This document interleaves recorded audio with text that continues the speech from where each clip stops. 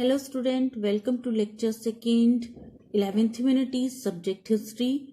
Today we will continue our theme third, an empire across three continents. Now we will take our topic the 3rd century crisis. If the 1st and 2nd centuries were by and large a period of peace, prosperity and economic expansion, the 3rd century brought the first major sign of internal strain. हम देखते हैं कि अगर first और second century एक large period शांति का, समृद्धि का और इकोनॉमिक एक्सपेंशन या आर्थिक विस्तार का पीरियड था या काल था या अवधि थी या समय था, अब हम देखते हैं कि 3rd सेंचुरी जो है वो एक ऐसा इंटरनल या आंतरिक तनाव का चिन्ह लेकर आया था. In Iran a new and more aggressive dynasty emerged in 225 and within just 15 years were expanding rapidly in the direction of the Euphrates. हम देखते हैं कि ईरान में जो नए जितनी भी डायनेस्टीज आई थी वो सभी बहुत ज्यादा एग्रेसिव डायनेस्टीज थी और उन्होंने 15 इयर्स तक अपना जो साम्राज्य था उसको विस्तार किया यूफ्रेट्स की डायरेक्शंस में. In a famous rock inscription cut in 3 languages, Shapur first, the Iranian ruler claimed he had annihilated a Roman army of 60,000 and even captured the eastern capital of Antioch. अब जो ईरानी राज्य था उन्होंने अपना जो भी एक्सपेंडिशन किया या अपने साम्राज्य का विस्तार किया, ईरानी रूलर ने उन्होंने ये क्लेम किया कि रोमन आर्मी को 60,000 यहाँ तक कि उन्होंने ईस्टर्न 16,000 उनकी सेनाओं को के सहित उनको पकड़ लिया और उन्होंने ईस्टर्न कैपिटल पर भी अपना अधिकार, जो कि एंटॉइक उनकी कैपिटल थी, उस पर भी अपना अधिकार स्थापित कर लिया था. The Roman were forced to abandon much of the territory beyond the Danube while the emperor of the period were constantly in the field against what the Romans called barbarians. अब यहाँ पर जो रोमन्स थे इतना ज्यादा उन्होंने अपनी Danube नदी तक इतना ज्यादा अपना साम्राज्य विस्तार कर लिया था कि रोमन को उनके जो अगेंस्ट थे या उनके जो भी ओपोजिट थे वो उनको बारबरियन के नाम से जानने लगे. The rapid succession of emperor in the 3rd century is an obvious symptom of the strain faced by the emperor in this period. इस तरह से हम देखते हैं कि जो 3rd century है वो एक तनाव का काल या तनाव का चिन्ह लेकर आई थी. Now we will take another next topic, gender, literacy and culture. One of the more modern feature of Roman society was the widespread prevalence of the nuclear family. एक और उनकी मॉडर्न फैमिलीज की उनकी जो अदर फीचर थी Roman society की वो ये थी कि वो लोग न्यूक्लियर फैमिली को ज्यादा प्रेफरेंस देते थे. Adult son did not live with her their family. जो एडल्ट सन था या उनका बड़ा बेटा था वो अपनी फैमिली के साथ नहीं रहता था. And it was exceptional for adult brother to share a common house hold.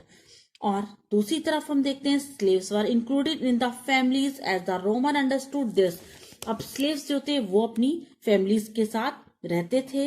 In the typical form of marriage was one where the wife did not transfer to her husband's authority but retained full right in the property of the natal family.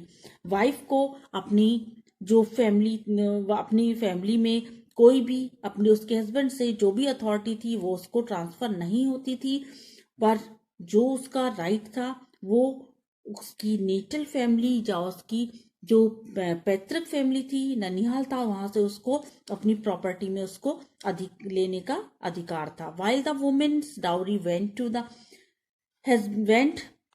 husbands for the duration of the marriage. Marriage के time पर दौरान उनको एक dowry भी उनको women's को दी जाती थी. जो कि उस टाइम पर जब वुमेन की मैरिज होती थी तो उनको दहेज आदि भी उनको प्रदान किया जाता दिया जाता था। Whereas males married the late 20th or early 30s, women were married off in the late teen और अर्ली 20s। इस तरह से जो मेल्स की मैरिज होती थी वो ज्यादातर 20 या उसके बाद 30 से पहले अर्ली 30 एज तक उनकी मैरिज हो जाती थी, जबकि वुमेन्स की टीन्स या 20s तक उनकी मैरिज हो जाती थी। मैरिज वर जनरली अरेंज, ज्यादातर जनरली उनकी मैरिज अरेंज की जाती थी। Father had substantial legal control over their children, father का अपने बच्चों के ऊपर या अपने चिल्ड्रन के ऊपर लीगली कंट्रोल रहता था। Death and in exposing unwanted children by leaving them out in the cold to die. What about literacy? Literacy में क्या था? It is certain that rates of casual literacy varied greatly between different parts of the empire. उस time पर empire में different जगह पर वहां पर जो लिटरेसी थी या उनकी जो शिक्षा थी वो फैली हुई थी। वॉल्स और there is strong evidence wide spread casual literacy, यहाँ पर बहुत सारे हमें ऐसे एविडेंस प्राप्त होते हैं जिससे हमें पता चलता है कि उस टाइम पर लिटरेसी या शिक्षा फैली हुई थी। Walls on the main street of Pompeii often carried advertisement and graffiti were found all over the city.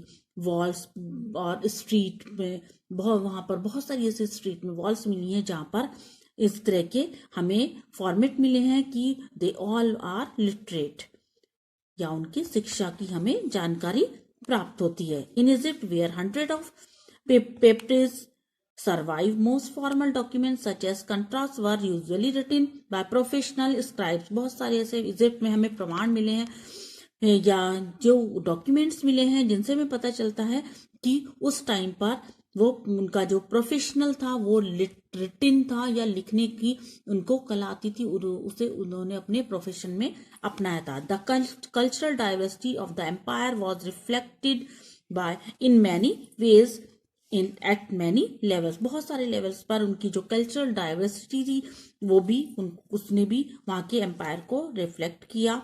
In the vast diversity of religious cult and locality deities, the plurality of language that were spoken, the style of dress and costume, the food people ate, their forms of social organization। इस तरह से जो वो लोग खाते थे, पहनते थे, जिस तरह से वो लोगों की लैंग्वेज थी, उन सब का भी, उनके स्टाइल का, कॉस्ट्यूम का, सभी का, उनके ड्रेसेस का, स्टाइल का, सभी का, उनका जो भी उस टाइम पर फैमिली में उनका उस तरह के जो भी पहनावा था वो सबका बहुत उस सोसाइटी पर या समाज पर बहुत ज्यादा प्रभाव या इन्फ्लुएंस देखने को मिलता है। Aramaic was the dominant language group of the Near East. Coptic was spoken in Egypt, Punic and Berber in North Africa, Celtic in Spain and Northwest। Different जगह पर डिफरेंट लैंग्वेज वहां पर स्पोकन की जाती थी।